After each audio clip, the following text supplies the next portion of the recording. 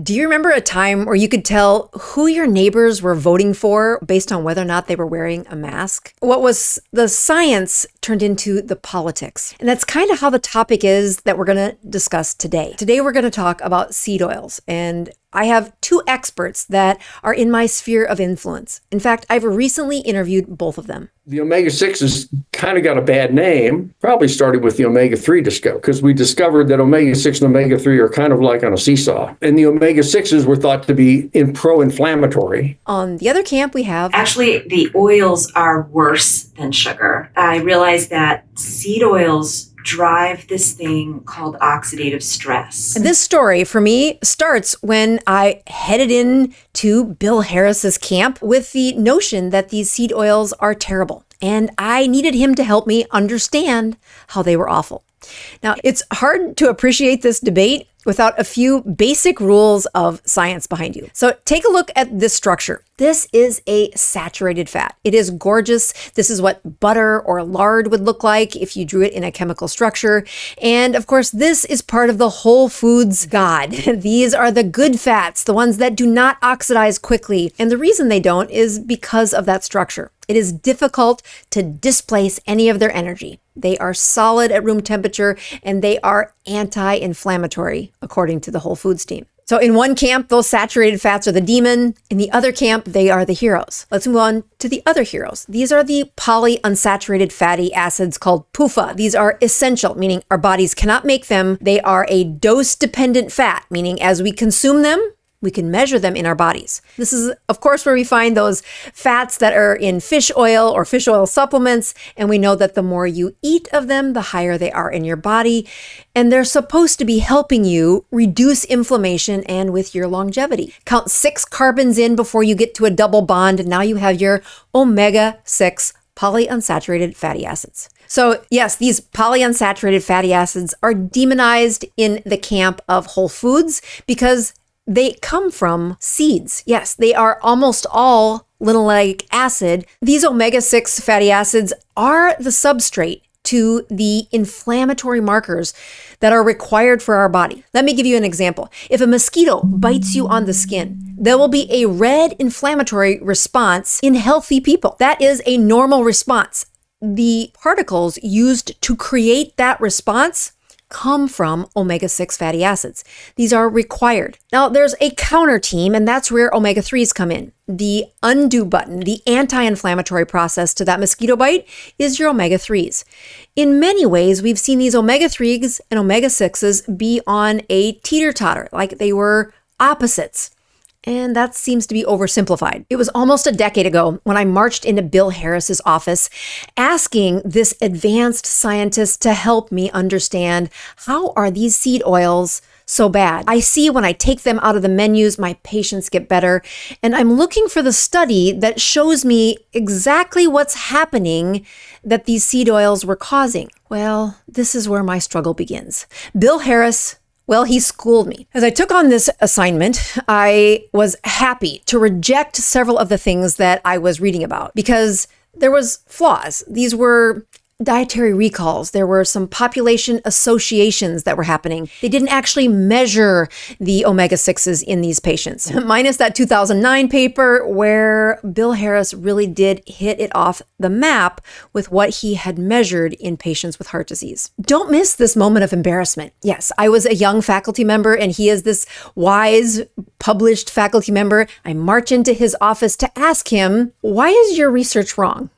Essentially, yeah. Bill Harris wrote this paper, and here I was asking him to explain why it was wrong. So the headline gives it away that yes, these omega-6s were predicting cardiovascular disease, except it was predicting the opposite of that. The higher the omega-6 consumption, the lower production in these pro-inflammatory leukotrienes, meaning the markers that create the heart disease.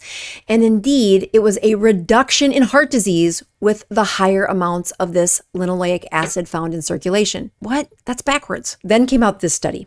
In 2020, the biomarker of linoleic acid was looked at for mortality, death rate, something that was going to be a little harder to argue against. When I looked carefully at this study, I was also able to poo-poo things by looking at the fact that there was a large number of the people that were depending on that dietary recall, that ability for a patient to tell the researcher what they've eaten over the last weeks, months, or years. But there was also a huge population of people that had a biomarker, that they were looking exactly at what is the level of this marker in their body. And indeed, it appeared to link to less cancer, less cardiovascular disease, and less death. So the headline alone got me curious. They're talking about linoleic acid, which indeed is from most seed oils, but there's healthy places that you get these.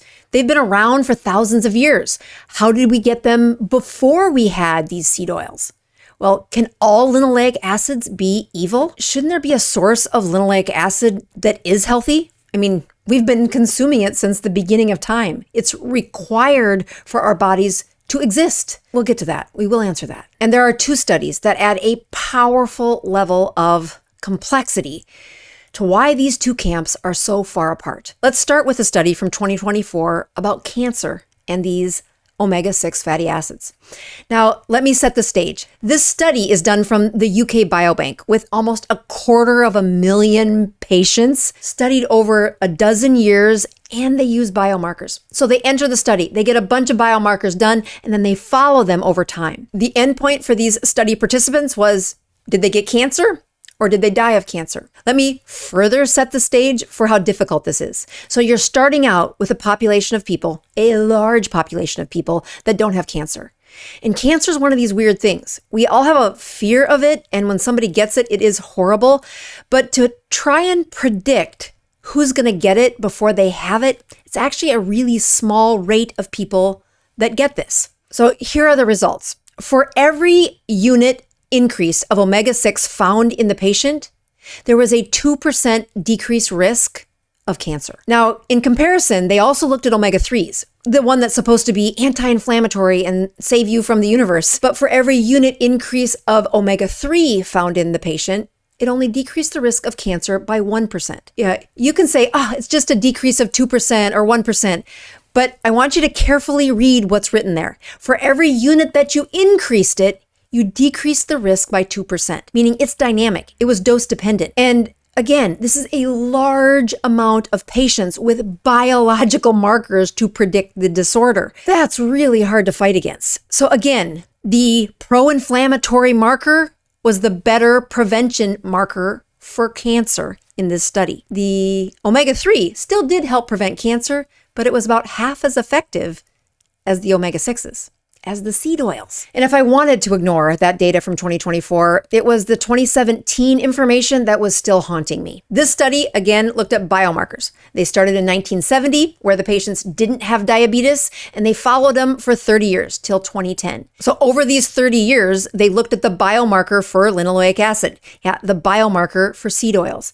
And they watched to see who got diabetes. And the criteria was pretty good.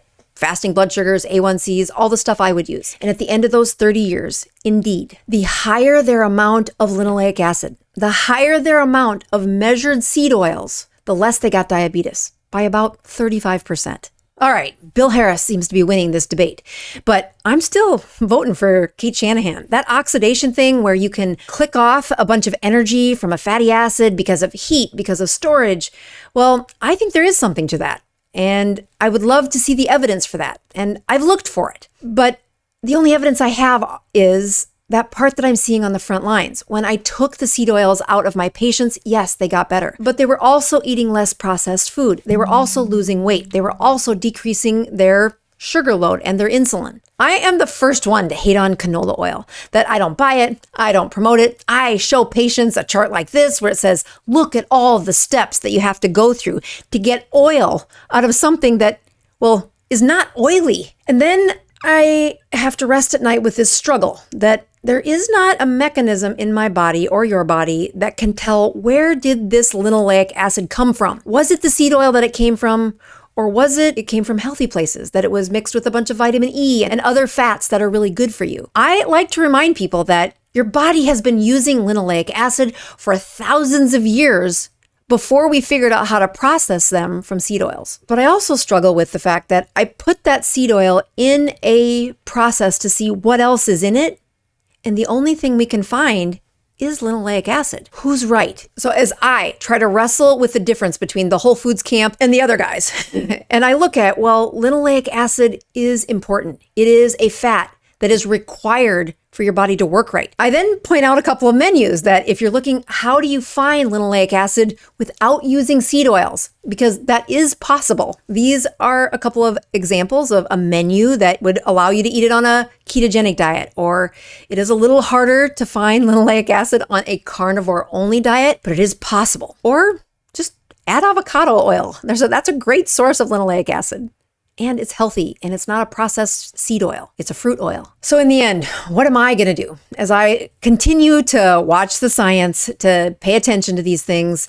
But what do I tell my patients, and what do I do in my house? Well, for starters, fat is a glorious thing. It is very important for the health of our bodies.